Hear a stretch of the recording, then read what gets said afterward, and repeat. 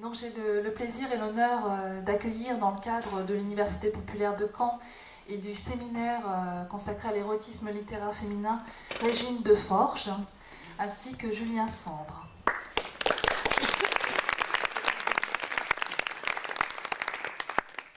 Alors Régine Deforges, je vous ai découverte adolescente, quelques années après la parution de La bicyclette bleue, comme de nombreux lecteurs et de nombreuses lectrices. C'est dans un premier temps l'écrivaine éprise d'histoire, à la plume à la fois érotique et romanesque, qui m'a séduite.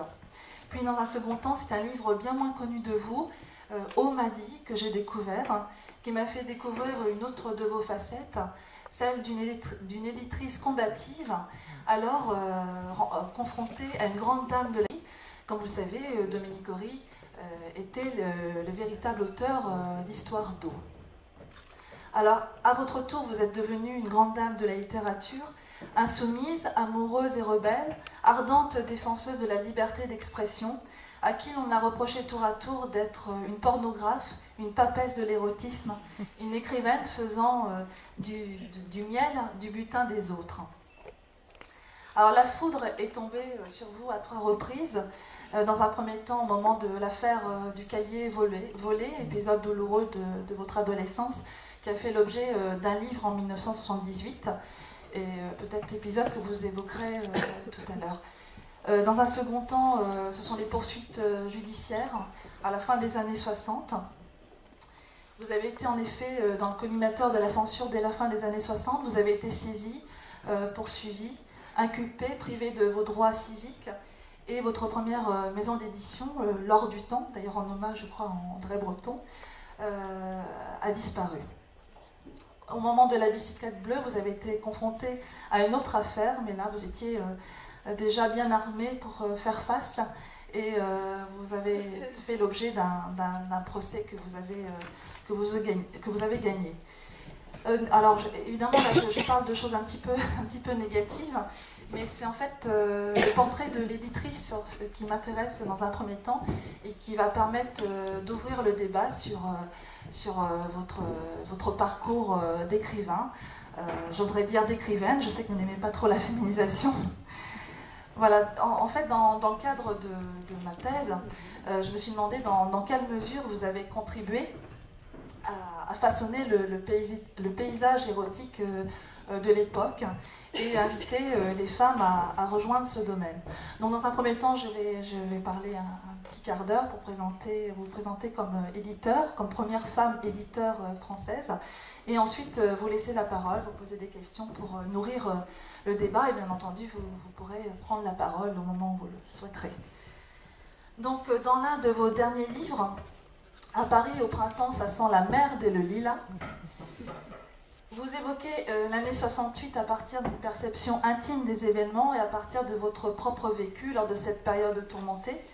Alors rappelons que l'année 68 est l'année d'un bras de fer entre des critiques, des journalistes, des éditeurs, de plus en plus frappés par les frappes sans discernement de la machine ministérielle, et un pouvoir alors sur le qui-vive, sur la défensive, à l'affût de tout fauteur de troubles, et également fragilisé par ces incohérences. Alors, la censure à l'époque se voit renforcée, les livres sont volontiers interdits, alors même que l'érotisme est devenu au cours des années 60 un mythe moderne. Alors des classiques de l'érotisme, partie intégrante de notre patrimoine, sont condamnés. Alors paradoxalement, Georges Bataille, figure emblématique de l'érotisme noir, est présenté comme un écrivain faisant honneur à la langue française. Il est par exemple érigé en modèle littéraire lors du procès de l'éditeur Éric Losfeld.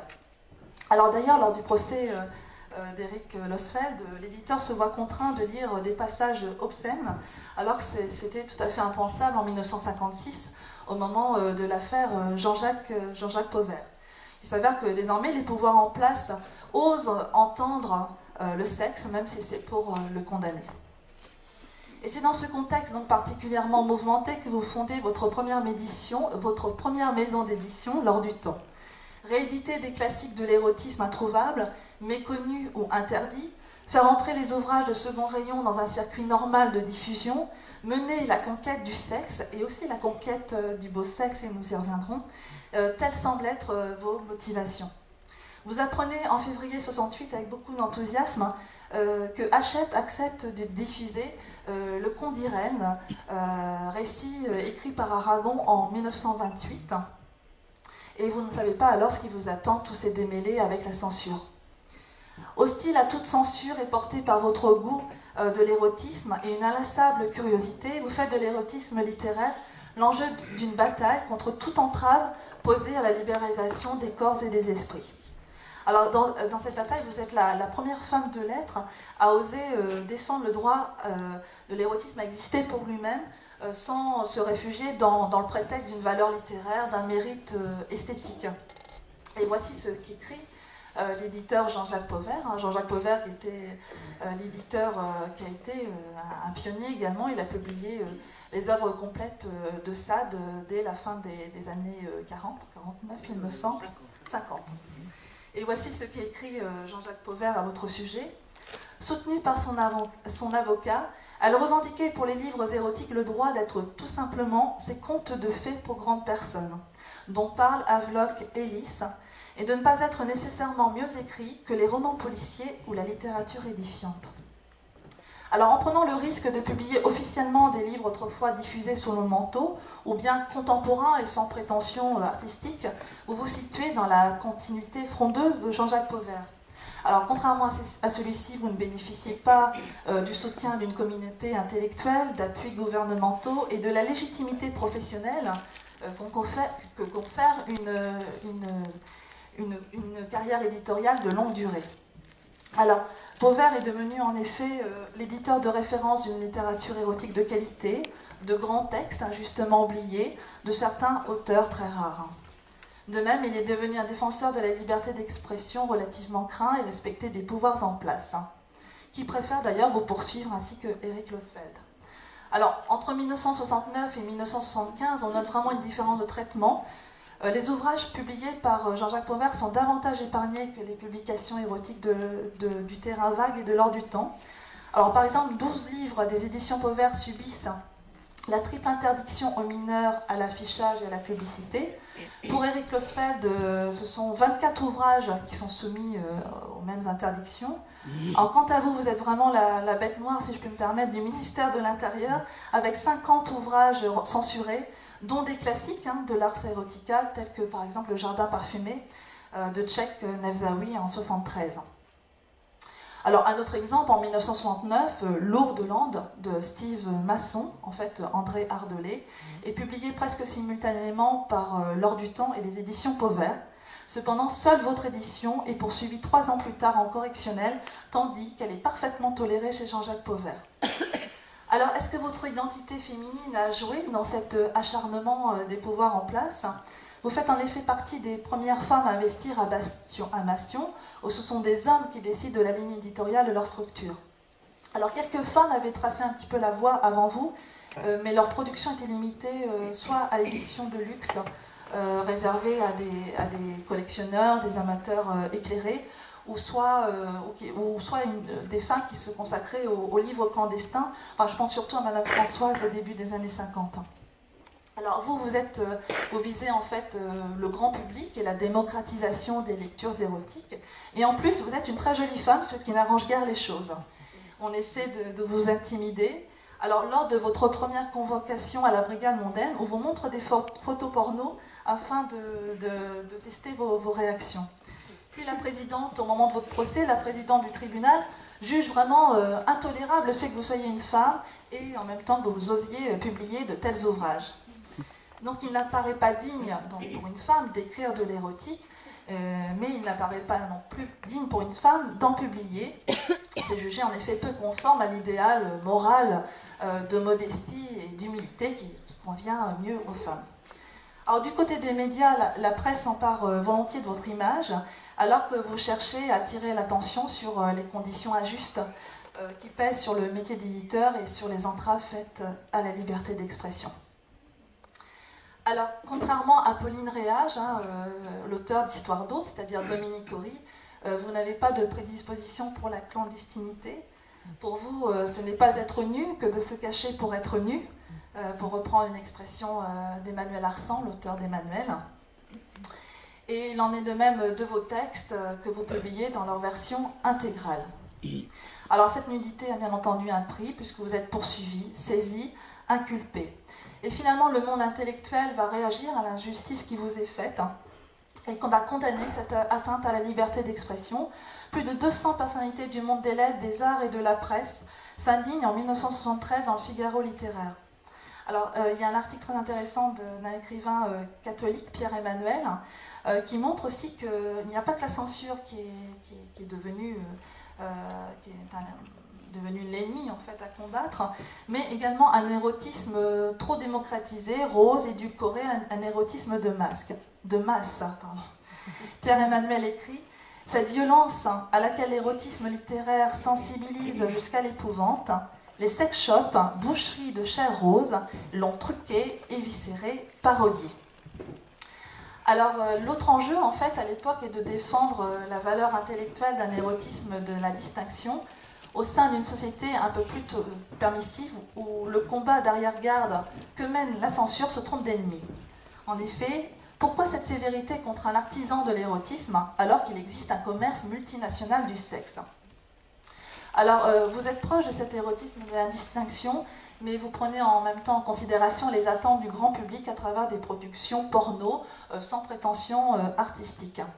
Vous vous intéressez aux femmes et vous ne vous adressez pas spécialement à elles. Vous ne prétendez pas vous adresser à un lectorat féminin. Alors, il faut savoir que le lectorat féminin à l'époque est très minoritaire. Seuls 10% des femmes achètent à l'époque des livres érotiques. Donc ça a bien changé. Donc pour finir ma présentation, par votre production éditoriale, mêlant de grands classiques de l'érotisme à des ouvrages sans prétention littéraire, vous avez à mon sens participé à la démocratisation des lectures érotiques en touchant un public masculin plus large. Voilà pour cette présentation. J'aimerais savoir maintenant pourquoi vous avez choisi, sans doute dans le cadre de la libéralisation des mœurs et des corps, pourquoi avez-vous choisi tout particulièrement l'érotisme comme champ de bataille à une époque où l'érotisme était devenu un mythe moderne? Pourquoi tout spécialement l'érotisme? Voilà, qu'est-ce que pour vous? Voilà, je vous laisse réagir. Pour moi, la littérature érotique devait avoir sa place dans les librairies, comme la littérature policière, la littérature philosophique, la littérature religieuse, ce qui n'était pas le cas à ce moment-là. Les livres érotiques existaient, mais ils étaient vendus sous le manteau, clandestinement. D'ailleurs, dans le petit livre qui est ici, j'en parle, les démarcheurs de ce genre de publication avaient vraiment la tête de l'emploi. Donc, j'ai décidé de faire un catalogue de vente par correspondance qui s'est intitulé La conquête du sexe, la conquête du beau sexe, la conquête des femmes, dans le domaine du livre, dans lequel j'ai répertorié une cinquantaine de textes érotiques, qui n'étaient érotiques, certains, que parce que j'avais décidé qu'ils l'étaient. Et comme je trouvais que mon catalogue était un petit peu mince, j'ai donc décidé de publier Le Conte d'Irène d'Aragon, qui avait été publié, comme vous l'avez dit tout à l'heure, clandestinement en 1928. J'ai écrit à Aragon pour lui demander l'autorisation, il ne m'a jamais répondu. Mon avocat de l'époque, Maître Wamsel, m'a dit, écoutez, ce texte est anonyme, clandestin, il appartient à celui qui le premier met son nom dessus. Donc j'étais la première en tant qu'éditeur avec mon nom dessus. Mais comme Aragon n'avait pas répondu, je n'ai pas mis de nom d'auteur. Et je suis tombée par là sous le coup d'une loi qui dit que tout livre doit porter 3 mentions, le nom de l'auteur, le nom de l'éditeur et le numéro du dépôt légal. J'avais tout bon sauf le premier. Donc ils se sont servis de ce prétexte, il y a eu une plainte déposée par le parquet, et ils se sont servis de ce prétexte pour venir saisir le stock chez moi, chez le distributeur Hachette, et chez quelques libraires qui ont pris peur. Et à la suite de ça, j'ai donc été convoqué à la brigade mondaine et interrogé dans ce cadre-là. On m'a demandé ce que j'avais l'intention de faire, si je continuerais. J'ai dit oui, et on m'a dit, ben voilà, tout ce qui va vous arriver.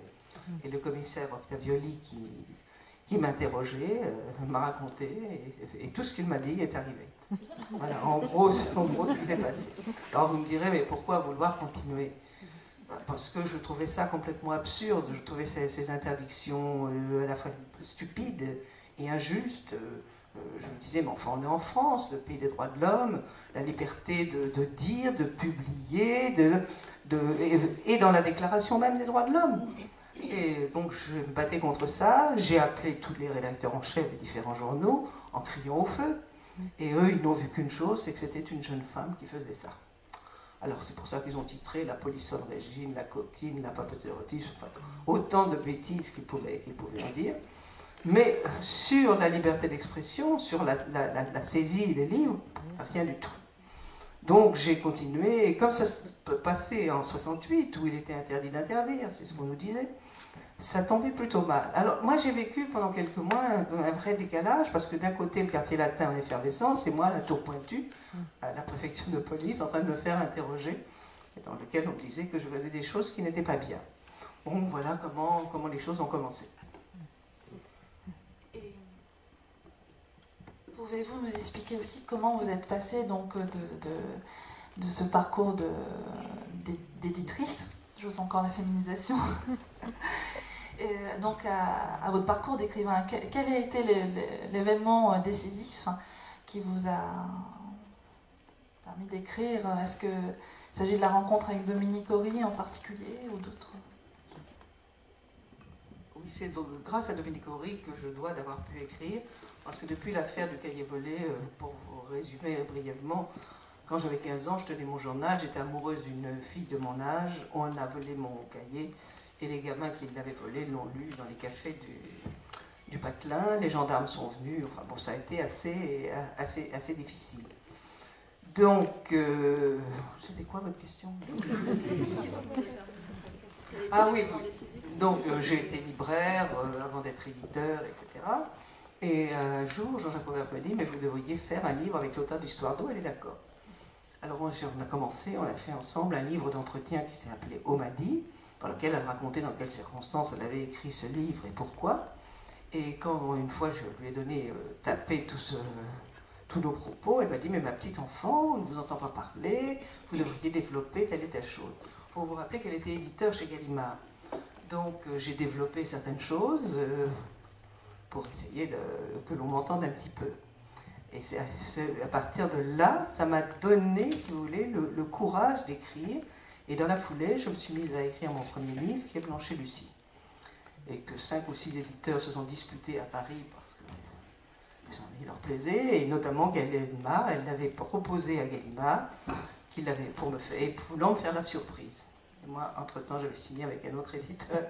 Donc ce livre n'a pas été publié chez Gallimard. Mais je dois à Dominique Horry d'avoir pu surmonter ma peur qu'on me vole à nouveau ce que j'écrivais. Et à quels obstacles vous avez été confrontés dans vos premiers pas d'écrivain Moi, j'ai pas eu beaucoup d'obstacles parce que j'ai appliqué sans le savoir le mot que Jean Paulhan disait à de jeunes auteurs qui venaient le voir. Il leur disait, mais mon jeune ami, faites-vous connaître avant de publier.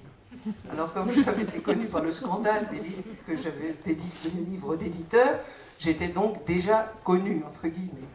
La presse a été assez bonne pour ce livre, il a été sur la liste du Goncourt, donc c'est un livre qui a gentiment marché. Et après, j'ai donc pu écrire Le Cahier volé.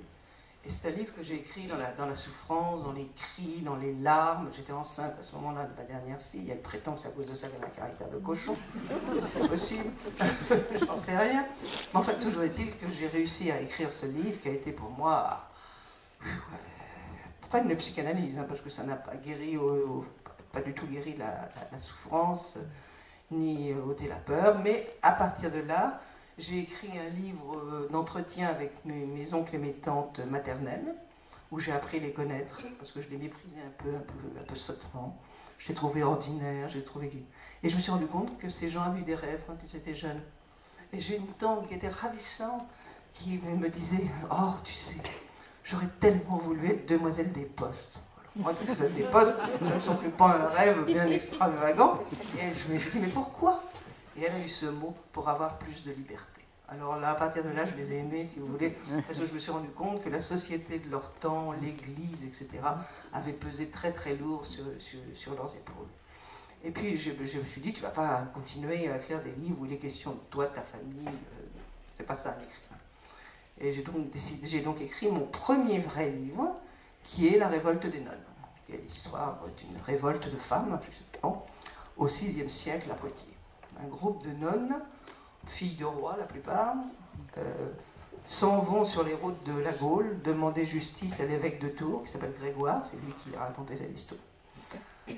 Et sur ces routes, elles rencontrent des Gaulois, des Romains, certaines restent dans les bois. Et donc c'est une très jolie, une très belle histoire de révolte. Donc c'est mon premier vrai livre, c'est La révolte des nonnes. Et dans ce récit, il me semble que dans ce récit, Vanda est protégée par des loups. Alors est-ce que quelque part ça ne renvoie pas au fait aussi que vous-même aviez besoin d'une barrière de protection face au monde des adultes qui vous avez fait beaucoup de misère? Est-ce que, je pense au marquis de Sade, selon certains critiques, par exemple, le marquis de Sade fait un ordre inversé pour mieux dénoncer les injustices qu'il aurait subies de la part de sa belle famille. Est-ce que vous-même, dans La révolte des nonnes, le fait que votre personnage féminin soit protégé par des loups, est-ce que ça ne fait pas partie de votre... d'une image de votre rébellion, finalement, ou d'un souci de protection, ou de... Je ne sais pas, c'est une hypothèse. Je ne sais pas, je n'ai pas pensé si loin. Vous savez, le mythe des loups a perduré pendant tout le Moyen-Âge. Et faire qu'une enfant soit sauvée par une louve et que l'enfant étant recueilli par des hommes, elle garde serré contre elle le louveteau. Et ce louveteau va grandir avec elle, ça me semblait, moi, quelque chose de tout à fait logique. Je n'ai pas du tout pensé à Sade en écrivant ce livre. Mais si vous voulez, ça m'a permis justement de montrer quels pouvaient être les rapports des gens de ce temps, à la fois avec les animaux, avec les femmes et avec la religion. Le monastère de Sainte-Croix qu'avait créé Sainte Radegonde, qui était reine de France, avait cette particularité, c'est que toutes les nonnes savaient lire le grec, le latin et l'hébreu. Il faut attendre le XIIe siècle pour que dans les couvents, les nonnes ne sachent plus ni lire ni écrire. Donc à cette époque-là, il y avait une vraie culture, un vrai développement de la culture religieuse et païenne. Et Vanda, mon personnage, va donc vivre dans ce couvent jusqu'à l'âge de 15 ans, où Radegonde va mourir et elle va être remplacée par l'abbesse Le Beauvert, contre laquelle vont se révolter les autres nonnes. Alors, je vous propose de passer de La révolte des nonnes maintenant à vos livres érotiques. Je pense notamment au Conte pervers, à l'orage. Alors, vous avez dit quelque part que vous vous mettiez dans un certain état pour écrire vos livres, notamment, je pense à La bicyclette bleue, où vous avez créé une atmosphère particulière avec, il me semble, de la musique allemande, je crois, pour favoriser le processus d'écriture. Est-ce que, en ce qui concerne les livres érotiques, est-ce que vous mettez dans un certain état de tension, de transe, de rage au cœur, hein, pour reprendre vos mots? Alors vous écrivez également que vous avez besoin d'aller voir sur place, hein, pour recueillir des informations, de la documentation. Est-ce qu'il en est de même des livres érotiques? Est-ce que vous avez besoin pour connaître ou parler d'un sujet en particulier, d'un sujet érotique, est-ce que vous avez besoin d'aller voir également sur place? Voilà, donc il y a deux questions. Non, quand j'écris un texte érotique, je n'éprouve pas le besoin d'aller dans des bordels ou dans des quartiers chauds. Mon imagination suffit, si vous voulez. Non, j'ai envie de raconter une histoire ou une autre. Et il se trouve que L'orage, dont vous parliez tout à l'heure, est un livre totalement inspiré de Georges Bataille, du mort de Georges Bataille. Et c'est l'histoire d'une femme qui n'accepte pas la mort de l'homme aimé et qui, pour le rejoindre, se lance dans la débauche. C'est ça, la manière qu'elle a trouvée, elle, de le rejoindre. Et c'est un livre que je ne pouvais pas écrire autrement. Mon mari était tout à fait contre sa publication. Ce livre l'a beaucoup choqué. Il choque les hommes en général et pas les femmes. Les femmes comprennent très très bien. Mais les hommes n'aiment pas ce livre, trop dérangeant, trop fort. Je ne sais pas. Donc là, je n'ai pas du tout éprouvé le besoin d'aller voir comment ça se passait. Pour les contes pervers, je me suis beaucoup amusée. Non, c'est surtout dans Lola et quelques autres, à me promener dans Paris. Parce que je trouve que Paris est une ville érotique absolument magique. Et donc, j'ai raconté des histoires dans différents quartiers de Paris. Saint-Germain-des-Prés, rue Mouffetard, sur le quai de Javel. Vous voyez, je mets les femmes dans des situations érotiques. Alors, en ce qui concerne la documentation pour La bicyclette bleue, par exemple, ou pour Sous le ciel de Novgorod, hein, qui se passe à la fois ici, en Normandie, et en Ukraine, là, je vais sur place. Pour La bicyclette bleue, j'ai fait un gros travail de recherche savoir quel était le quotidien des gens pendant ces 4 années d'occupation, et ce qui m'a permis d'être au plus près de la réalité de l'époque, et de pouvoir raconter, dire des choses, parce que j'ai quand même fait pas mal de découvertes en faisant ce travail, des choses qui étaient tues dans la région bordelaise, et ça m'a permis de les raconter, et en donnant les vrais noms. Et tout le monde me disait, tu vas avoir des ennuis, tu vas avoir des ennuis. Rien du tout. Personne n'a bougé parce que ce que je disais était vrai et que j'avais les preuves, soit des dénonciations des otages qui ont été fusillés au camp de Souges en 1942, soit en ce qui concerne l'exécution de Grand Clément, qui a été exécuté par Georges Lande, qui était un des chefs de la résistance en France. Et quand j'ai écrit ça, après avoir beaucoup réfléchi et enquêté, je lui ai envoyé ces pages. Et il m'a dit j'arrive. Et j'ai vu arriver un Anglais qui m'a dit tout ce que vous avez raconté était exact. Je lui ai dit je peux le publier. Il m'a dit oui. Donc vous voyez, là j'avais, de même que j'ai rencontré beaucoup d'anciens nazis ou de collaborateurs, qui étaient toujours des nazis et des collaborateurs, et qui m'ont apporté certains éléments justement concernant la collaboration. Et ça a été pour moi extrêmement précieux, même si après j'aérais, je faisais brûler de l'encens pour chasser leurs mauvaises ondes, parce que ce sont des gens vraiment épouvantables. Mais c'était important, et c'est bien d'être confronté par moments avec l'horreur, avec le dégoût. C'est vrai que j'écoutais beaucoup de chants nazis à ce moment-là, parce que j'avais besoin de conforter ma haine, si vous voulez. Donc j'ai écrit certains livres de cette période dans une tension nerveuse assez grande. Alors, vous parlez d'horreur et de dégoût, et il y a des éléments très noirs, notamment dans vos contes pervers. Je prends l'exemple des contes pervers qui est constitué de plusieurs nouvelles. Et on voit que votre imaginaire érotique est très foisonnant, très varié. On passe des Antilles à la forêt du Rhin. Donc il y a une diversité géographique, mais il y a une diversité des personnages. Les personnages masculins appartiennent à des univers complètement différents. On a un camionneur, on a un homme, un japonais, je crois, richissime. Les femmes sont tantôt mannequins, prostituées, libraires. Alors, cette diversité de votre imaginaire érotique que j'ai perçu dans les contes pervers, est-ce que c'est un parti pris de départ? Est-ce que c'est pour montrer que l'érotisme nous concerne tous et tous, pour abolir les frontières? Quel est votre voilà, est-ce que c'était un parti pris de départ? Qu'est-ce que vous souhaitez? Ce que je souhaite surtout, c'est raconter une histoire. Hein. Parti pris de départ, ça m'intéresse de mettre une femme du monde avec un camionneur et une prostituée. Vous aimez les duos assez insolites? Oui, mais parce que... La femme au mur avec le jeune homme aussi. Oui, parce que c'est quelque chose, moi, qui m'intéresse, si vous voulez. Ça existe dans la vie, et de montrer ça, de donner à voir, justement, ce trouble érotique de ces personnes-là, je trouve ça intéressant. Alors peut-être que ça serait le moment de lire quelques extraits des contes pervers pour que vous perceviez cette diversité qui vient d'être évoquée. Donc j'ai choisi 3 passés. Martine arracha plutôt qu'elle ne la retira la chemise de Dominique. Rien de plus joli que ces 2 corps. Le corps doré, mince et blond de Martine, aux seins épanouis, lourds et fermes. Et celui de Dominique, brun, nerveux, à la taille incroyablement fine, faisant, par contraste, paraître plus larges les hanches et plus opulents, 2 seins mignons à l'auréole large et foncée.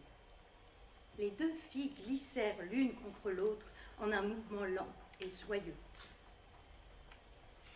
Au dehors, la grosse chaleur était tombée. Les invités du père Renaud dormaient, un sourire repu aux lèvres. Le défunt pouvait être content. Pour un bel enterrement, ça avait été un bel enterrement.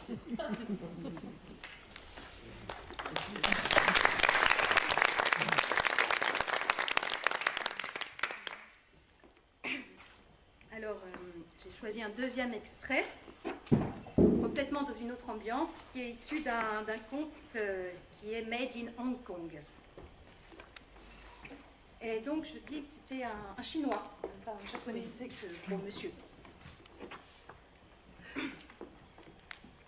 Il y a deux personnages féminins au départ, une chinoise nommée Lotus et une française nommée Jeanne. Et c'est donc Lotus qui commence à parler. Je suis sûre que cet endroit vous plaira. Il est assez particulier. C'est soi-même que l'on joue ici. Je vous ai proposé comme enjeu à ces messieurs. Si vous gagnez, bien entendu, vous empocherez l'argent. Si vous perdez, vous devez accorder à chacun ce qu'il vous demandera. Vous acceptez? Vous êtes folle? Mais non, vous verrez, c'est très facile. Et si je refuse? Vous n'avez guère le choix. À votre place, j'accepterai. Ils ont déjà donné beaucoup d'argent pour pouvoir jouer avec vous.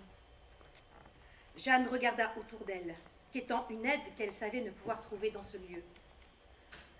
Que dira M. Trong quand il apprendra que le bateau est à lui?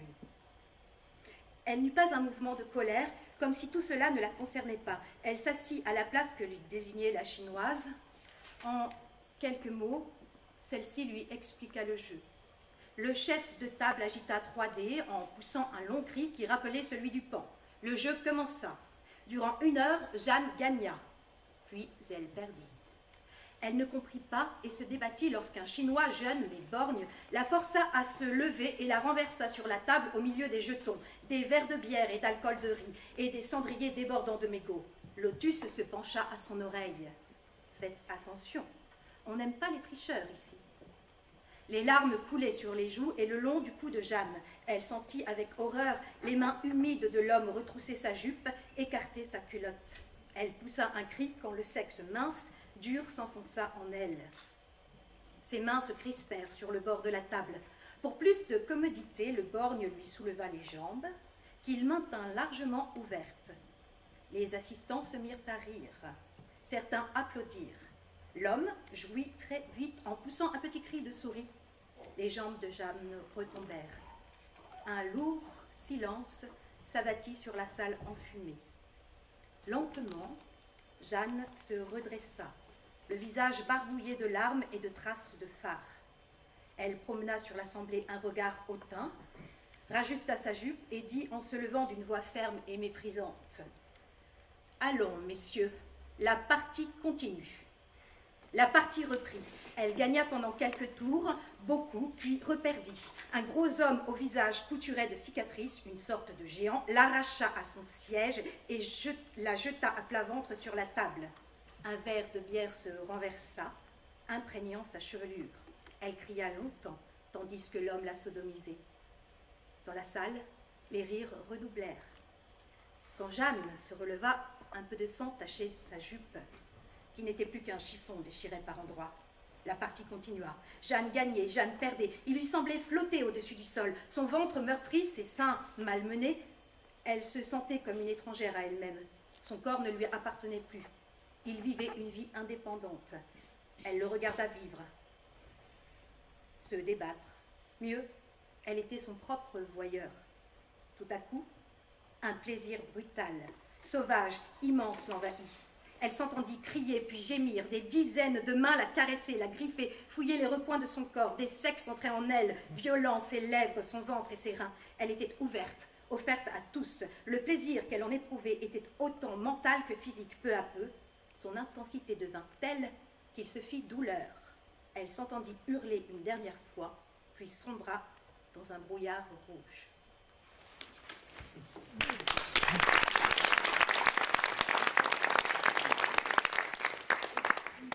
Un petit dernier extrait, c'est possible, c'est un petit extrait parce que j'adore les camionneurs.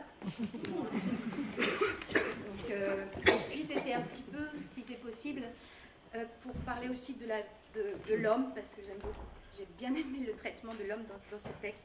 C'est une petite histoire en Italie, c'est assez court. La nuit, donc c'est, le camionneur. Paolo. La nuit tombait doucement sur la campagne italienne. Dans la cabine du camion, Nathalie semblait dormir. Sa jupe remontée découvrait largement le haut de ses bas. Émue, Paolo, tout en conduisant, jetait de fréquents coups d'œil sur les belles cuisses ainsi offertes. Il remonta plus haut le tissu léger. Les jarretelles noires tranchaient sur la peau blanche, la dentelle de la culotte apparut. Paolo sentit son sexe se dresser. Il ralentit et déboutonna le haut de la robe. Les trépidations du camion firent tressauter les seins de la passagère, qui gémit doucement. Le lourd camion quitta la route et s'arrêta sur un terre-plein aménagé en parc de stationnement. Le silence succéda au bruit du moteur. Paolo acheva de déboutonner la robe et resta un long moment à contempler la belle endormie. Les phares des voitures qui passaient sur la route éclairaient par intervalles la nudité de Nathalie, lui donnant quelque chose d'irréel. Il prit entre ses lèvres la pointe des seins de la jeune femme qui gémit à nouveau. Il l'attira contre lui, lui baisant les yeux, les lèvres, le cou. « J'ai envie de toi. » Elle ouvrit ses yeux d'un bleu très pâle et murmura « Moi aussi. » Malgré l'étroitesse de la cabine, il réussit à se dévêtir rapidement. Il aida Nathalie à se glisser sur la couchette aménagée derrière les sièges. Son sexe durci lui faisait mal. Il la souleva, l'assit à califourchon sur ses cuisses et la pénétra avec une douce facilité. Il resta un long moment en elle, sans bouger, savourant enfin sa possession. Alors, sûr de lui, il lui fit l'amour. Quand elle cria en se renversant en arrière, à son tour, il fut heureux. Longtemps, la buée qui couvrait les vitres les isola du reste du monde. La jolie patronne de bar avec lequel décidément il préfère faire l'amour. Donc, Julien Sandre, vous évoquez un domaine érotique féminin pluriel, tandis que vous, Régine Deforge, vous saluez la verdeur et la liberté de ton des écrivaines érotiques actuelles. Alors, ne pensez-vous pas au contraire que ce qui fait la différence, l'idée serait d'essayer de cerner les spécificités de l'érotisme littéraire féminin? Est-ce que finalement l'érotisme littéraire féminin n'est pas riche du fait qu'il cumule des traditions différentes, une tradition amoureuse, un registre amoureux, ainsi que les acquis érotiques? N'y aurait-il pas au contraire dans l'érotisme littéraire féminin actuel des traces de l'ancienne complicité des femmes avec le registre amoureux? Je pense par exemple à Nina Reyes, où les ressources de l'art d'aimer sont mises au service de l'érotisme. Je pense à Françoise Rey, à La femme de papier, où l'histoire érotique débouche finalement sur l'amour qui est le grand tabou qui pèse sur le livre et qui finalement est révélé à la fin du récit. Alors est-ce qu'on ne peut pas penser que la valeur ajoutée finalement de l'érotisme littéraire féminin réside dans cette conciliation après une longue période historique où les femmes étaient surtout complices du domaine amoureux au détriment de l'exploration parfois de leur propre érotisme? La question est un peu longue. Merci, Régine.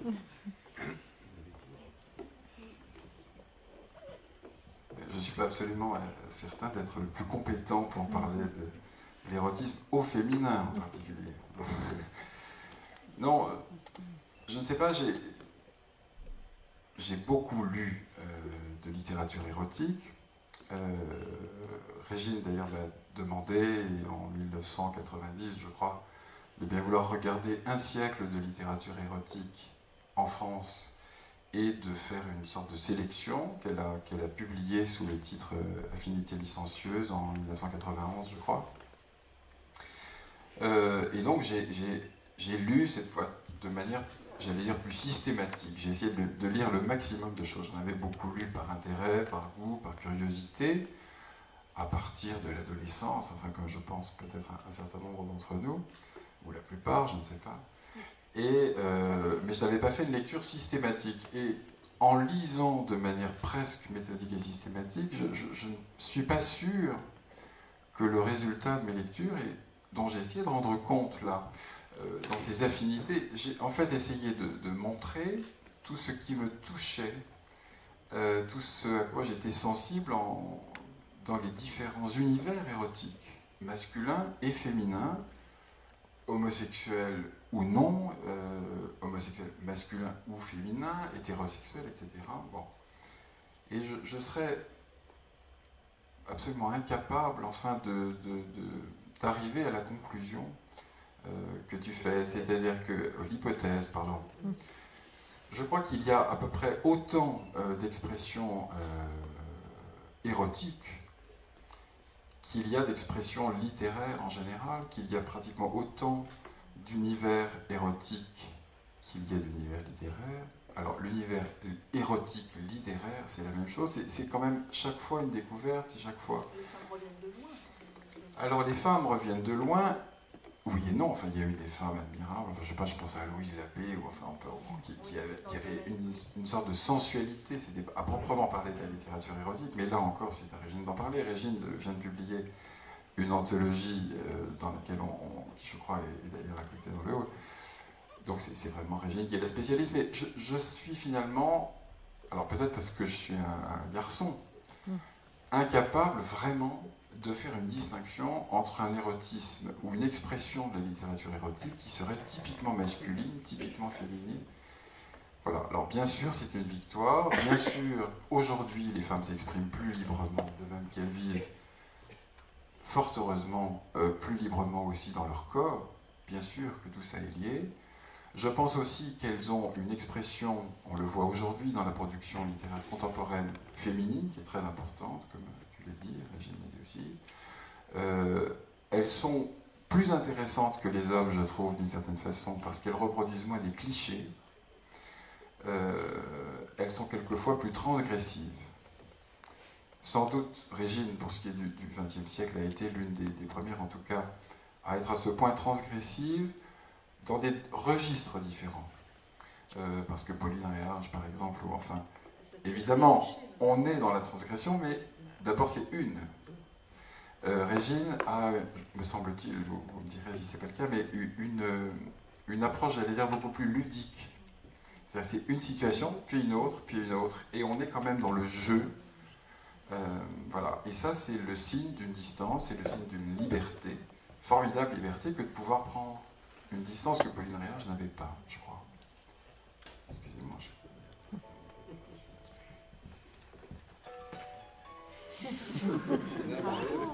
Je croyais l'avoir été. La musique de transition. Et c'est vrai qu'en ce qui concerne l'histoire d'eau, enfin Pauline Réage s'est reposée sur de nombreux clichés, des représentations masculines, mais dans une attention que l'on pourrait qualifier de féminine, dans la mesure où, pour retenir l'attention de son amant, agit un peu comme Scheherazade. Pauline Réage agit un peu comme Scheherazade en racontant une histoire, à l'attention de l'être aimé, à l'être unique. Elle s'adresse au départ à un seul homme. Et donc les ressources de l'art érotique sont mises au service de l'art d'aimer dans Histoire d'eau. Qu'en pensez-vous, Régine ? Oh bah oui, vous avez tout à fait raison. Histoire d'eau a été écrite pour Jean Paulhan. C'est une forme de déclaration d'amour. Il est évident qu'elle titille les fantasmes de Paulhan, ce qui arrive à eau. Ça faisait partie des rêves érotiques de Paulhan. Donc là, c'est proche de l'univers érotique masculin tel qu'elle peut le connaître. Et dans votre combat en faveur de la liberté d'expression, dans votre combat d'éditrice, est-ce que parfois, je vais reposer une question que je vous ai déjà posée, mais que j'aimerais en faire bénéficier le public, est-ce que vous n'avez pas été dérangée en tant que femme face à certaines œuvres de l'érotisme noir, où la femme est quand même maltraitée, où elle est l'objet du plaisir, du désir et du plaisir des hommes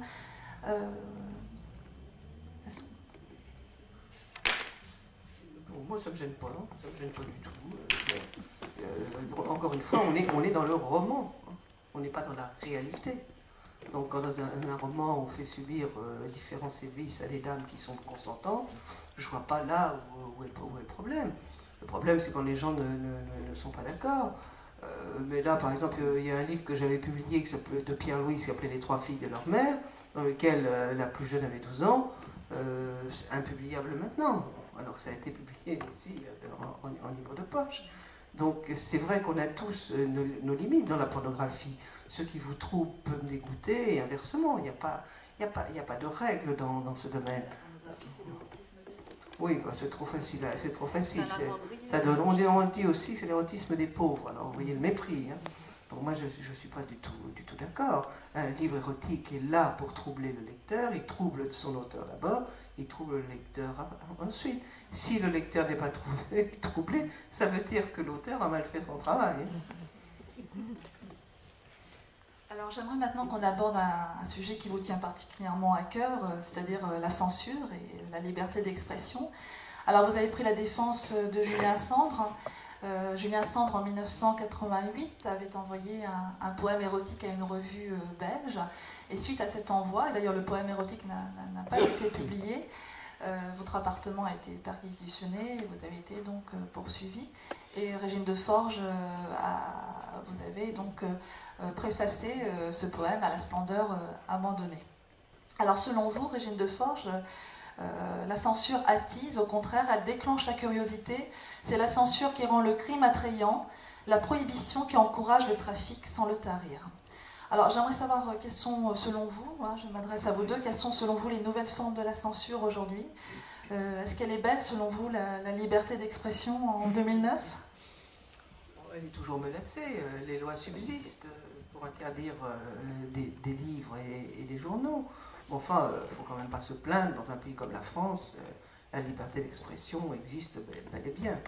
Ce qui est plus grave, c'est qu'on assiste à des manifestations d'autocensure de la part de certains journalistes, de certains écrivains, de certains présentateurs de télévision.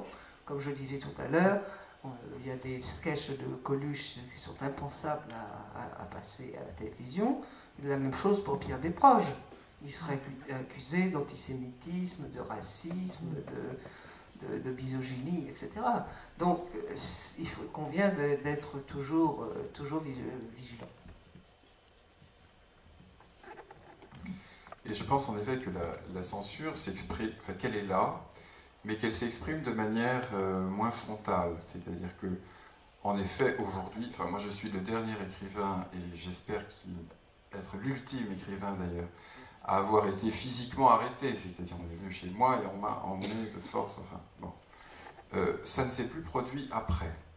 Mais il y a eu d'autres manifestations de la censure, il y a des gens qui ont eu des difficultés, je pense il y a quelques années à Nicolas Jones-Gorlin par exemple, qui a été ennuyé quand il a écrit ce livre qui s'appelait Rose Bonbon, dont, chez Gallimard, dont c'était un premier roman. Alors pour qui connaît Nicolas Jones-Gorlin comme personne, je peux vous assurer que s'il y a quelqu'un qui n'est pas transgressif ou subversif dans la vie, c'est bien lui. Simplement, il a essayé de se mettre dans la tête de quelque chose qui pour lui est abominable, enfin le plus abominable, le seul tabou pour lui, c'est-à-dire la position du pédophile. Il s'est dit, je vais essayer de comprendre comment ça marche, alors qu'il a le plus profond dégoût. Et alors, il a sans doute été très convaincant, parce que ce personnage qui dit « je » et pour lequel il a la plus grande aversion, a dû être suffisamment convaincant pour qu'on pense qu'il était ce personnage. Et on l'en a soupçonné, accusé. Ça l'a d'ailleurs profondément meurtri, puisque son intention était plutôt de dénoncer au contraire ça. Alors, la censure à ce moment-là, c'était tout de même... elle aurait pu s'exprimer de manière plus violente, mais bon, les temps avaient un peu changé. Charles Pasqua n'était plus ministre de l'Intérieur, moi c'est Charles Pasqua qui sévissait. Et donc simplement, on a décidé que ce livre serait vendu sous film, qu'il y aurait une mention interdit à la lecture aux mineurs, etc. Et on a demandé aux libraires de les mettre donc, très en hauteur. Donc, alors, le scandale n'a pas vraiment fait vendre plus. On a parlé beaucoup de ce livre, mais il n'a pas tellement bien marché parce que, moi je peux vous dire, pour avoir été l'acheter dans une librairie, qu'on était regardé tellement bizarrement par la caissière qu'il fallait tout de même être très motivé. Bon.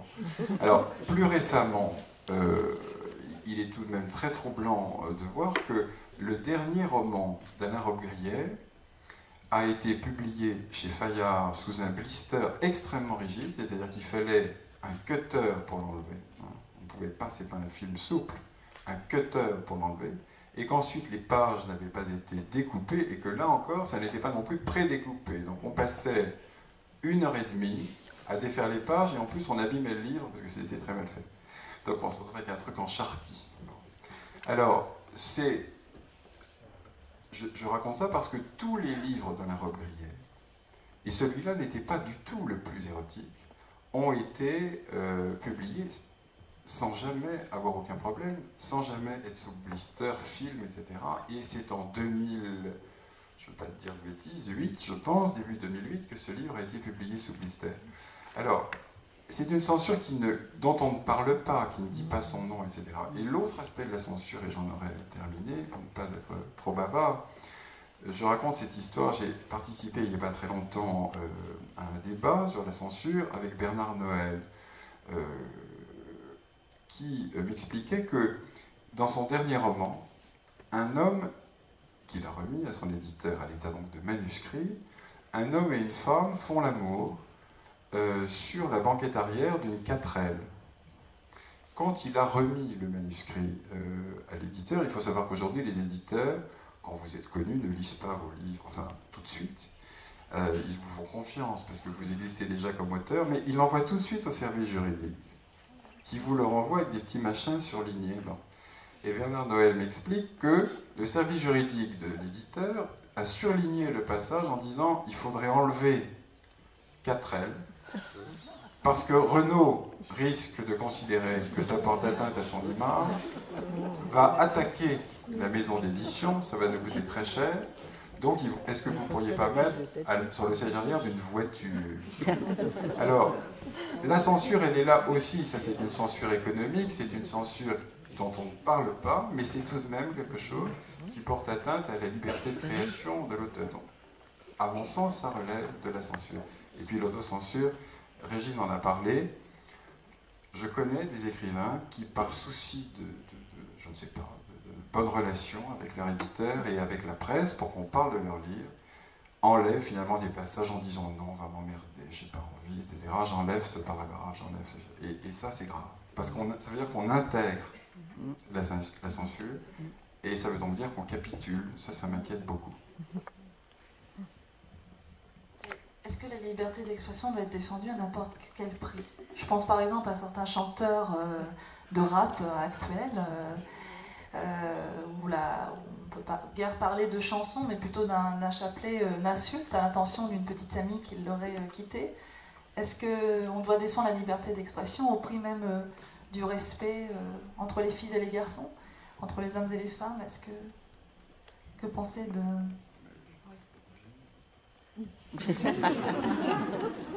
Alors, moi, je vais dire un mot. Alors, la liberté d'expression à tout prix, pour ce qui me concerne, oui. Alors, naturellement que je suis choqué d'entendre des horreurs misogynes. Mais je pense que le moyen d'éviter que ça se reproduise, ou de ne pas encourager ces choses-là, ne réside pas dans le fait de les interdire. Ça, je ne crois pas du tout que ce soit la solution. Peut-être je peux choquer ici des gens en vous avouant que je fais partie des gens qui, au début des années 90, se sont battus, ont manifesté, etc., pour qu'on laisse à la lecture dans les bibliothèques de la ville de Paris, donc accessible, Mein Kampf, non pas que je sois soupçonnable, je vous assure, pas le moins du monde,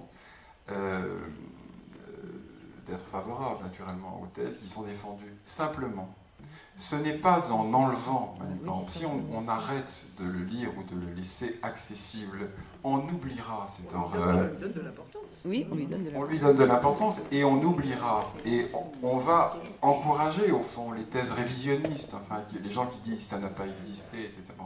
Il faut que ce soit là, qu'on puisse le consulter, que ce soit librement accessible.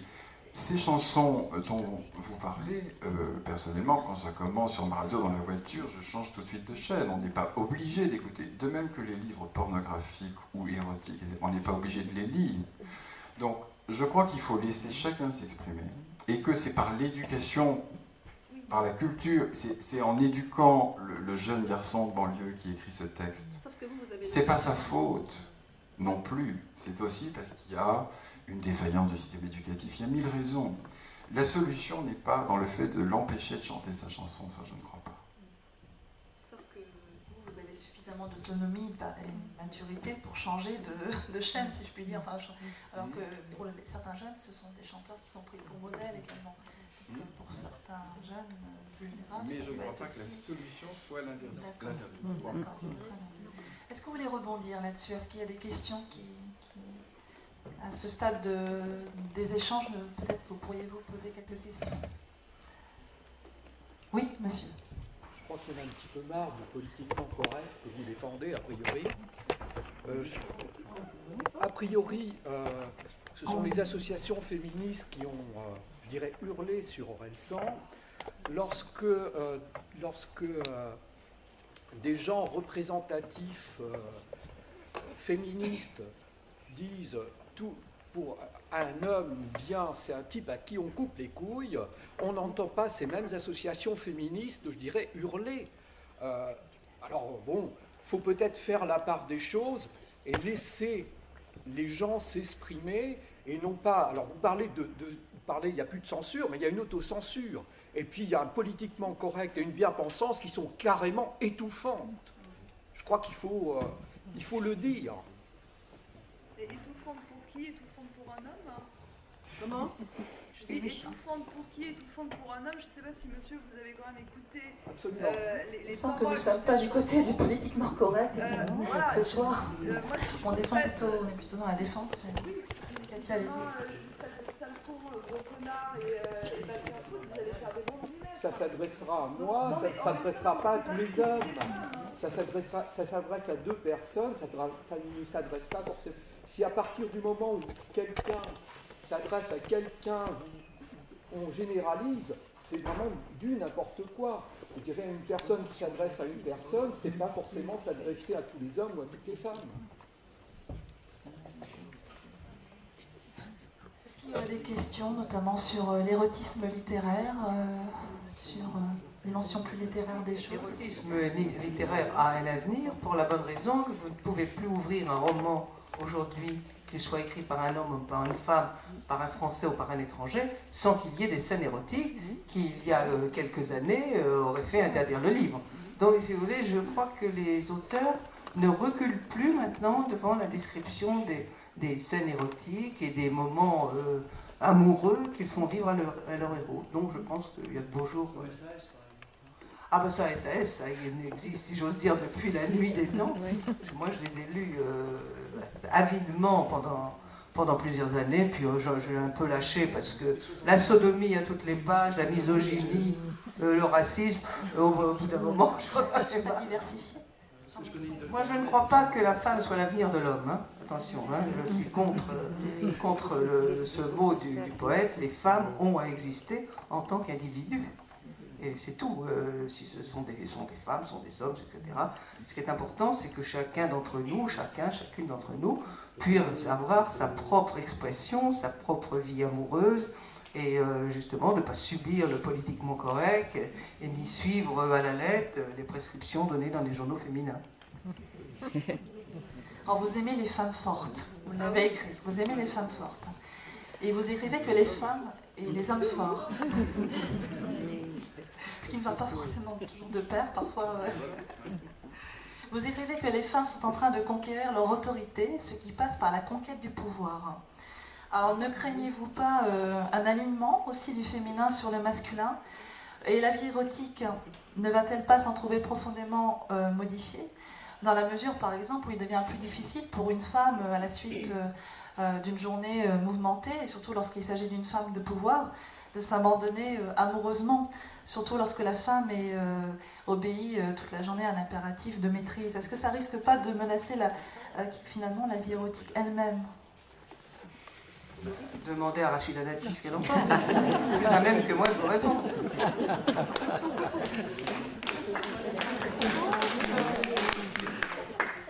Alors, existe-t-il, selon vous, un érotisme de la maternité? On vient justement de parler de Rachida Dati. Ça me permet de rebondir très heureusement sur ce sujet.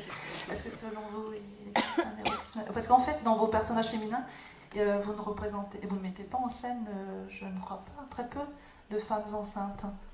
Contrairement à la conversation amoureuse d'Alice Fernet. Alice Fernet, vous aimez beaucoup. Moi, j'aime beaucoup ce que fait Alice Fernet. Moi, les femmes enceintes, j'ai été 3 fois. Je trouve ça tout à fait charmant. Je me suis beaucoup fait draguer pendant que j'étais enceinte. Donc je suppose qu'il y a des hommes qui trouvent ça très, très, très érotique. Mais moi, je dois dire que pour moi, ça ne l'était pas. Et j'avais pas envie d'aller faire des galipettes avec un autre monsieur que le père de l'enfant que je portais. Donc, j'ai pas envie. Ça ne m'excite pas. ça ne m'exciterait pas d'écrire des choses avec des femmes enceintes. Est-ce que vous avez des questions?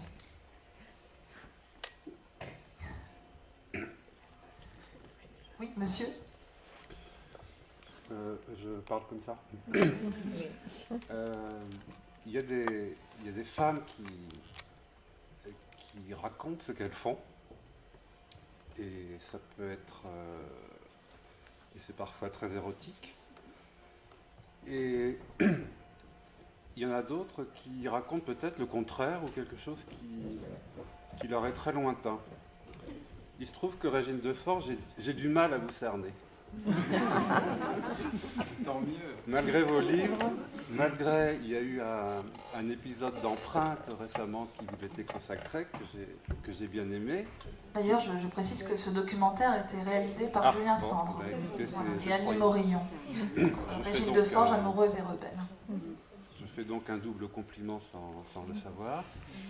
J'ai appris certaines choses, mais il me semble que vous donnez souvent des signaux dans des directions différentes, et j'ai un petit peu de mal à vous cerner. Alors par exemple, est-ce que votre vie sexuelle personnelle, pour autant que vous puissiez le dire, ressemble peu ou prou aux choses que vous avez racontées avec vos livres?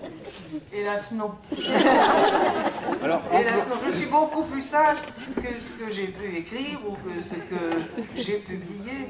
Mais parce que vous savez, comme j'étais un éditeur érotique, moi je faisais peur aux hommes.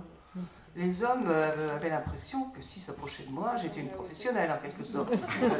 J'avais forcément fait tout ce que je racontais dans les bouquins. Alors que moi j'étais à des années-lumière de ça. J'ai eu une vie amoureuse assez riche, mais encore une fois, pas assez. auriez-vous eu une vie amoureuse normale? C'est quoi? On ne peut plus normal. Alors là, on ne peut plus normal. Les fantasmes sont très sages. J'aimerais bien que vous arriviez à un certain âge pour parler de la vie érotique des personnes âgées. Mais nous en parlions justement tout à l'heure. Nous en parlions tout à l'heure. C'est vrai que ça reste un sujet tabou. Je ne sais pas pourquoi. C'est peut-être parce que on rêve tous de la beauté de la jeunesse, de la beauté des corps. Moi, mais j'ai toujours mes parents, 97 et 95 ans, ils sont toujours amoureux. Hein, ils vivent ensemble. Ma petite poule fait attention, dit mon père à maman. Ça m'amuse quand il lui parle comme ça. Donc, est-ce qu'ils ont une vie sexuelle? Je n'en sais rien. Hein, vraiment, alors là, ça ne me regarde pas. Mais si c'était le cas, j'en serais ravie pour eux. J'en serais vraiment très très très contente. D'autres questions?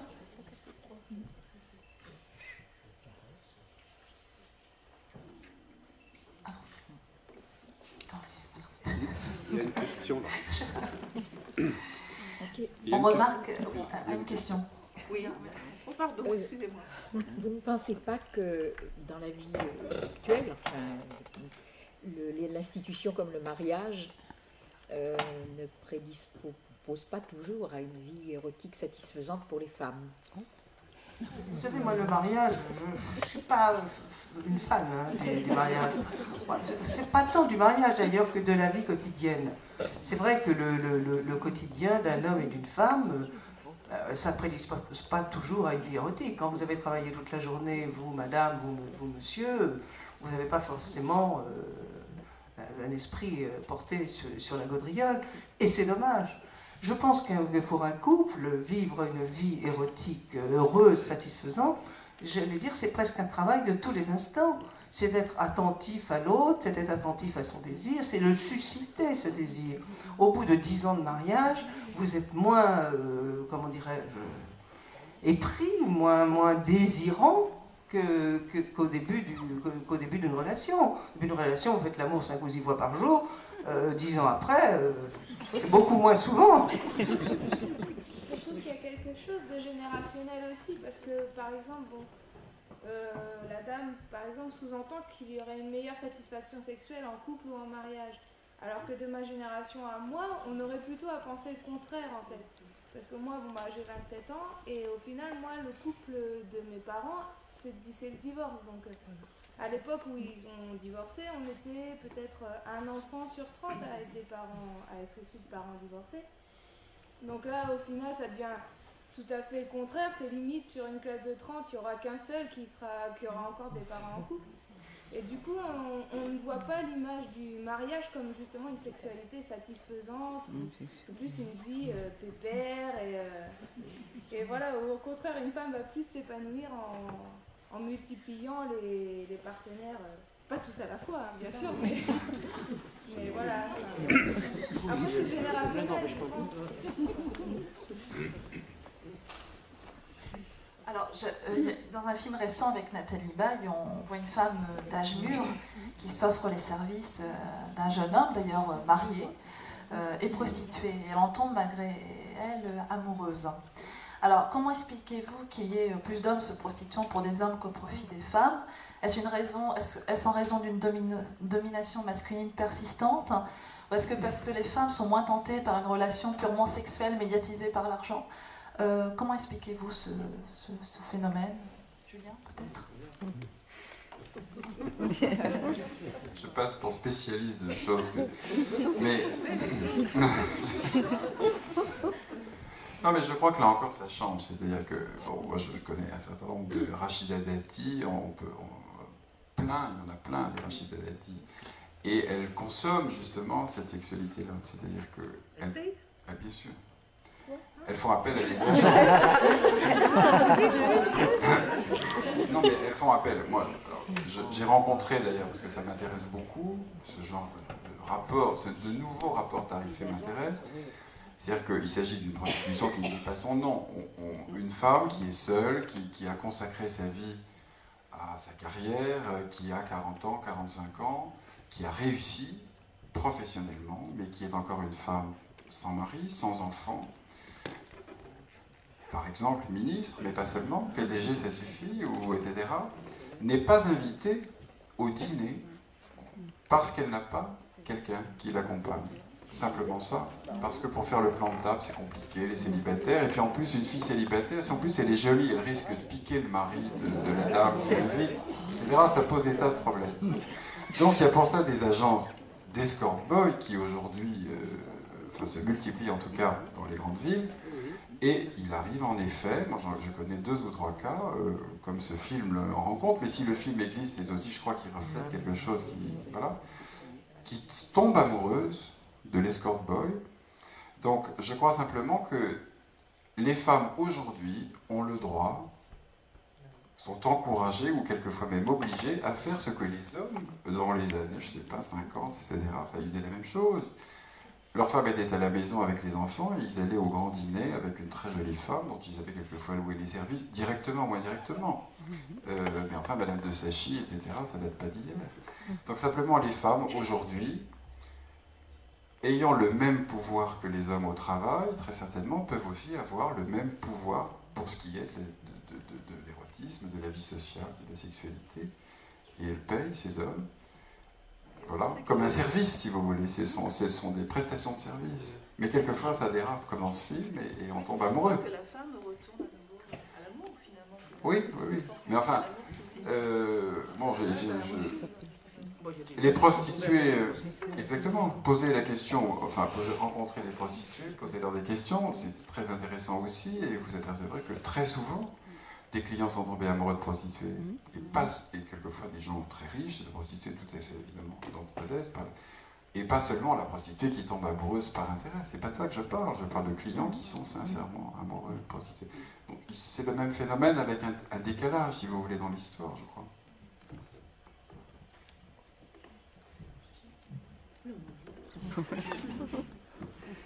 Alors, passons de la prostitution à l'homosexualité.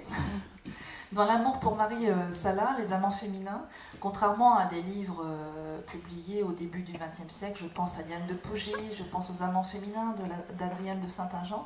Dans L'amour pour Marie Salah, les amants féminins ne sont pas punis, au contraire de certains livres de la Belle Époque, où le sentiment de culpabilité est très présent. Alors, face à certains malentendus entre les sexes, l'homosexualité peut-elle être envisagée comme une solution heureuse dans une société qui l'accepte désormais? N'est-ce pas au contraire se regarder un peu dans le miroir et refuser la rencontre avec le véritable autre, c'est-à-dire l'autre sexe? Voilà. Donc, ma question est peut-être aussi sur l'homosexualité masculine. On dit souvent que l'homosexualité masculine suppose un rapport plus brutal au sexe, une interaction qui amplifie une interaction voilà, plus brutale. Alors j'aimerais connaître votre point de vue sur l'homosexualité. L'homosexualité masculine est une sexualité triomphante, du fait de la physiologie masculine. Quand un homme a du désir, ça se voit. Une femme, c'est beaucoup plus secret. Donc il y a une espèce de, comment dirais-je, d'attaque dans la sexualité masculine, qu'elle soit homosexuelle ou pas homosexuelle. Mais pour en revenir à l'amour de Marisela, c'est pas du tout par peur de l'homme ou parce qu'elles ont besoin d'un miroir qu'elles se retrouvent entre elles.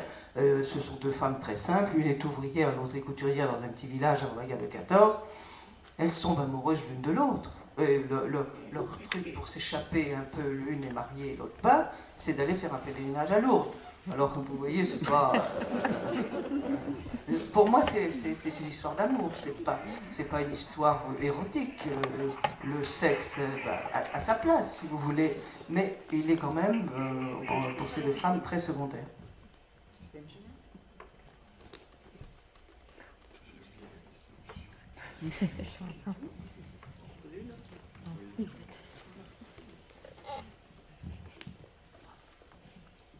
Je pense notamment aux gender studies et à la remise en question, aux réflexions actuelles sur la notion même de genre masculin et féminin. Est-ce qu'on n'assiste pas actuellement à une révolution intime, à un décloisonnement des identités masculines et féminines? Qu'en pensez-vous?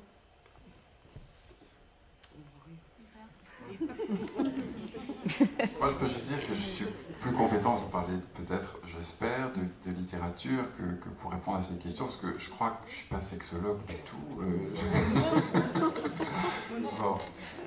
Voilà, alors bon, évidemment, les choses évoluent, les choses changent, comme elles ont toujours évolué et changé. Bon, je crois qu'aujourd'hui, tous les cas de figure sont possibles, enfin, tous les cas de figure, non, mais enfin, bon, en tout cas, il n'y a plus un modèle unique. Et il faut s'en réjouir. Je crois qu'on encourage en tout cas la curiosité, etc., que c'est une bonne chose. Moi, je crois qu'on ose davantage en tout cas avoir la sexualité que l'on a réellement envie d'avoir, parce qu'en effet, la pression est moins forte autour. Et c'est ça, c'est tant mieux. Alors bien sûr, j'ai entendu des garçons dire mais enfin oui, mais maintenant si on ne met pas des crèmes et si on ne s'épile pas, etc., et qu'on ne se fait pas le maillot, on n'a plus de copines parce qu'elles trouvent qu'on est des machos dégueulasses, bon, sans doute, bon, mais enfin oui, peut-être ça dépend. Voilà, mais je ne suis pas quand même très compétent. Je ne suis pas compétent. Rien d'un côté, pas compétent de l'autre. Donc je vous donne la parole. Il reste encore quelques minutes pour quelques questions avant la séance de dédicace qui commence à 19h30. Et le pot convivial.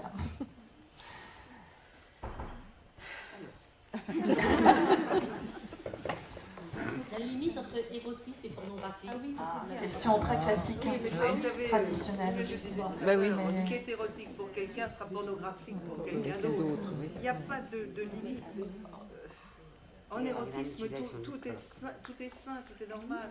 La pornographie, c'est quelque chose qui veut forcer l'autre à faire quelque chose qu'il n'a pas envie. Je crois que c'est ça, la pornographie. Il faut savoir qu'à l'origine, pornographie, c'est écriture de la prostituée sur la prostitution. Donc ça suppose aussi un rapport tarifé au sexe. Ça suppose une dissociation du sexe et du sentiment. Alors que l'érotisme, c'est éros. Donc c'est aussi l'art d'aimer. Excusez-moi, mais... oui, c'est ça, vous parlez. Donc l'érotisme suppose... il y a un découplage du sexe et du sentiment dans la pornographie, à mon sens. Il y a une complémentarité entre les partenaires dans l'érotique. Oui, exactement. Oui. Exactement. On est aussi dans le contrat de Michel Onfray, le contrat de Nice, qui suppose une interaction, une intersubjectivité harmonieuse. Puis-je me permettre? Non, je voulais juste un peu répondre à cette personne il me semblait qu'il y avait parfois des questions où le juste bon sens était là pour nous prévenir. Je pense que la pornographie, c'est une mutilation de l'autre. Point barre. On entend c'est la grande négation. Moi, je ne vais pas parler d'intersubjectivité ni quoi que ce soit, bien que je puisse le faire, mais je pense que la pornographie, il y a mutilation de l'autre. Ça s'arrête là, la grande différence. Dans l'érotisme, si vous voulez vous mettre de la confiture avec l'autre, envie de se mettre de la crème. Absolument. Et puis, il y a cette notion d'avilissement. Oui. D'avilissement, si vous voulez, de l'autre ou de... dont souvent la femme fait les frais, dans la plupart des cas. Tu as raison, pour s'en convaincre, il suffit de regarder très souvent les films pornographiques. Bon. Mais je crois que là où c'est très subjectif, c'est-à-dire que ce qui, je ne sais pas moi, ce qui serait pour moi possible avec quelqu'un, que quelqu'un me propose et à quoi je n'ai jamais pensé, tout à coup devient possible avec cette personne-là. Et on est dans l'érotisme, on est dans le dialogue, on est dans l'échange. Quelqu'un d'autre m'aurait proposé la même chose et éventuellement j'aurais eu un rejet, un dégoût, etc. Donc voilà, je crois qu'il n'y a pas de... C'est pas ce fantasme ou ce fantasme, ça c'est érotique, ça c'est pornographique, ça c'est à l'intérieur de chaque relation qu'on vit ou pas les choses et que bien sûr il faut dire non là où on le vit comme une violence. Je crois que l'érotisme est plus lié à l'amour que... À l'origine, Eros, c'est le dieu de l'amour aussi bien physique, mais avec toutes les répercussions, les motivations affectives, intellectuelles, beaucoup plus riches, beaucoup plus larges. Mon sens. Oui, est-ce qu'on est obligé de mettre forcément la dimension d'amour dans l'érotisme? Non. Parce que ça, c'est fatigant aussi de systématiquement faire ça. C'est une question que je me pose aussi. Ça revient toujours sur justifier de baiser. C'est le désir. C'est le désir. Pas d'érotisme sans désir partagé. C'est le désir. C'est évident l'amour. Sarah, Cécile, est-ce que vous êtes... à moins qu'il y ait d'autres questions avant de laisser la scène et... Je voulais juste faire une remarque. Tout à l'heure, on a parlé de la femme qui avait conquis ça. De mon point de vue, c'est quelque chose qui ne peut pas se faire sans le chemin qu'ont fait les hommes et sans toute l'écoute et qui... Parce qu'on parle beaucoup de la femme qui a conquis ça, mais on parle peu de l'homme qui se donne les moyens aussi de ça, de ce que la femme... Voilà, c'est quelque chose que je trouve important de souligner. Voilà, parce que la femme peut conquérir ça parce que l'homme se donne les moyens de ça. On finit par...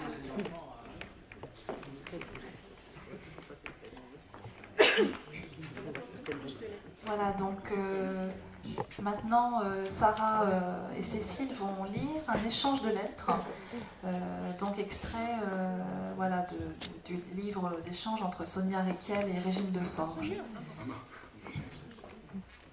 Paris, dimanche 17 mars. Régine, pourquoi j'essaie de me surpasser? On n'entend pas.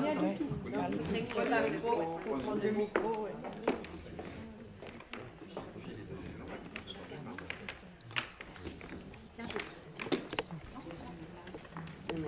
Désolée, je n'ai pas beaucoup de voix aujourd'hui. Paris, dimanche 17 mars. Régine. Pourquoi j'essaie de me surpasser en permanence? Suis-je à ce point narcissique que j'ai besoin absolument, tous les 6 mois, de sortir de ce podium défaite, détruite, hagarde, attendant du monde entier qu'il m'applaudisse, qu'il m'adule? Que dois-je faire? Être la même mais autrement, diaboliser mon style, ma création, être différente sans me mettre en danger, oublier ce que je suis, jouer mon air favori sur un autre instrument, plus poétique, être déraisonnable, plus magique, truquer encore plus, mentir encore plus, me révolter, me surprendre. Qu'est-ce que je veux? M'amuser plus, m'envoyer en l'air, changer le monde, abandonner? Jamais. M'emballer dans un nouveau trip, fou, indécent, parler dans le vide et attendre des réponses? De qui? Mes robes ne répondent pas, mes pulls non plus. Peut-être les sacs, les ceintures. J'ai l'impression à chaque fois d'aller au bout de moi-même, de mon désir le plus enfoui, le plus extrême.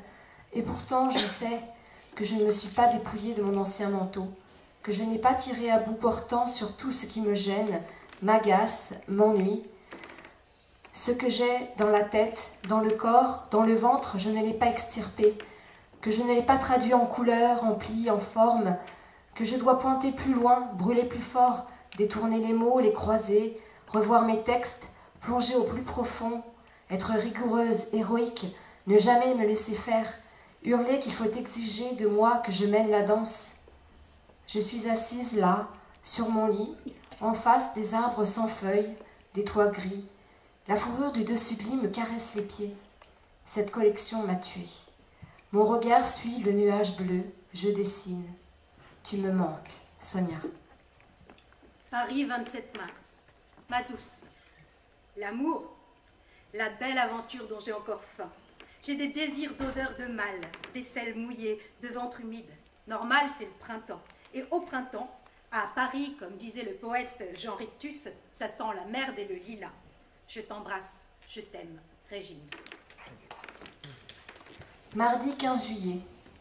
Ce slip de bain ne me disait rien qui vaille. Trop juste, serrant l'objet de mes désirs avec violence. La mer, d'ailleurs, trop calme par ce jour de plein soleil, n'avait pas aimé cet homme, grand, bronzé, qui avait plusieurs fois essayé de mettre un pied dans l'eau, mais avait rebroussé chemin très vite, comme si elle était trop froide ou trop chaude, trop verte peut-être. Et toi, là, allongé sur ma serviette, sous mon ombrelle, avec mon chapeau sur la tête, tu le trouves magnifique, tu t'exclames, tu t'esclaffes. Il ne me déplairait pas, regarde, il n'est pas si mal. Là, je te déteste. Pas si mal, l'horrible. Régine, je t'adore quand tu fais ta sainte nitouche. Jamais cet homme ne t'aurait emmené en voyage sans idée de retour. Jamais il ne t'aurait fait changer de vie. Il est déjà fané, même s'il n'a que 30 ans, plié, même s'il se tient droit. Il dort en marchant, même si son regard paraît brillant. Jamais tu ne pourrais t'embarquer avec lui au fin fond du Colorado et faire les rêves les plus fous, les plus pervers, les plus érotiques. Parce qu'il est plat, qu'il semble creux, et surtout parce qu'il ne me plaît pas. Je t'entends t'esclaffer et me dire « Tu as vu tout ça dans son slip ?» Je t'aime quand même, Sonia. Arcenray, vendredi 17 juillet. Sonia, je voudrais que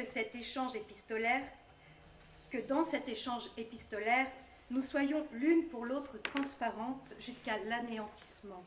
Que nous ne contentions pas de jouer avec les mots, comme tu le fais si bien, comme tu aimes à le faire.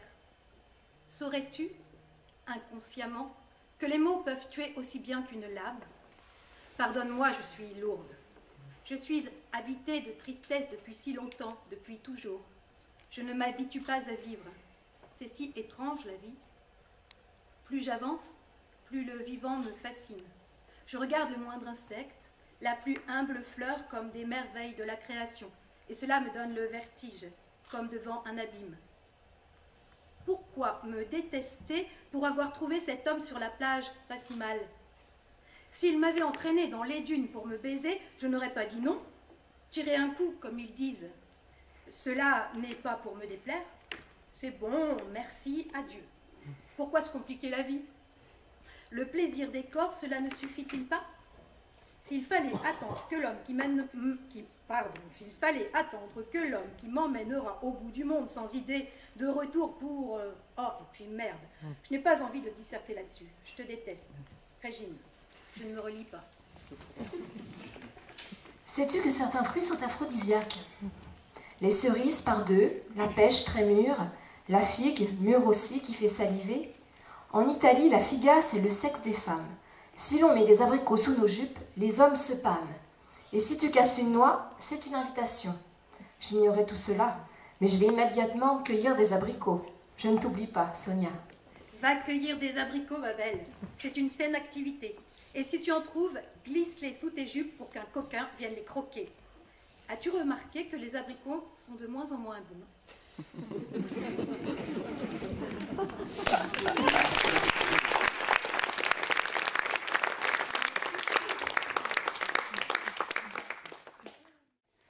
Donc voilà, maintenant je vous remercie vraiment, Régine Deforges, Julien Sandre d'être venus, vous aussi d'être venus, d'avoir créé les conditions d'une belle rencontre.